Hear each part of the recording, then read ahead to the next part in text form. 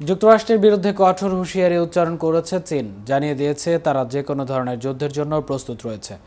মার্কিন president Donald ট্রাম্পের আরোপিত নতুন বাণিজ্য শুল্কের জবাবে এই প্রতিক্রিয়া জানিয়েছে দেশটি। যুক্তরাষ্ট্রের উদ্দেশ্যে চীনের এই কঠিন বক্তব্য নিয়ে থাকছে আজকের প্রতিবেদন, এবং আপনাদের সঙ্গে আছি আমি মামুনুর রহমান।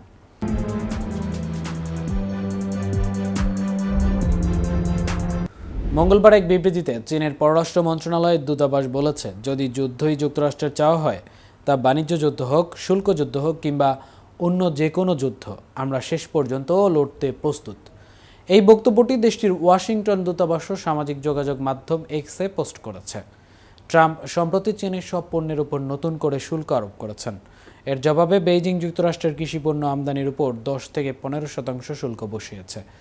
বুধবার চীনের প্রধানমন্ত্রী লি কিয়াং ঘোষণা দেন, এবছর দেশটির প্রতিরক্ষা বাজেট আরও 7.2% বাড়ানো হবে। তিনি সতর্ক করে বলেন, শতাব্দীর অনাকাঙ্ক্ষিত পরিবর্তন বিশ্বে দ্রুতগতিতে এগিয়ে যাচ্ছে। বিশ্লেষকরা বলছেন, চীন নিজেকে স্থিতিশীল ও শান্তিপূর্ণ রাষ্ট্র হিসেবে উপস্থাপন করতে চায়, যেখানে যুক্তরাষ্ট্রকে মধ্যপ্রাচ্য ও ইউক্রেনের যুদ্ধের সঙ্গে জড়িয়ে থাকা দেশ হিসেবে দেখানো হচ্ছে। তবে চীন ওয়াশিংটনের মিত্র দেশগুলোকে নতুন অংশীদার হিসেবে আকৃষ্ট করতে চায় এবং উত্তেজনা আরও না বাড়িয়ে কূটনৈতিক ভারসাম্য রক্ষা করছে। এদিকে বেইজিং তার অর্থনীতিকে পুনরুজ্জীবিত করতে বড় বিনিয়োগের পরিকল্পনা করছে। চীনের বার্ষিক ন্যাশনাল পিপলস কংগ্রেসে দেশটির নেতারা এই পরিকল্পনা তুলে ধরেন। অন্যদিকে যুক্তরাষ্ট্র ও চীনের মধ্যে সম্পর্ক বরাবরই উত্তেজনাপূর্ণ। ট্রাম্প প্রশাসনের চীন বিরোধী সদস্যরা এই বিবৃতিকে ওয়াশিংটনের জন্য প্রধান কৌশলগত ও অর্থনৈতিক হুমকি হিসেবে ব্যাখ্যা করতে পারেন। চীনের সামরিক বাজেট বর্তমানে $245 বিলিয়ন, যা বিশ্বের দ্বিতীয় বৃহত্তম। তবে দেশটির প্রকৃত সামরিক ব্যয় আরও বেশি হতে পারে বলে ধারণা বিশ্লেষকদের।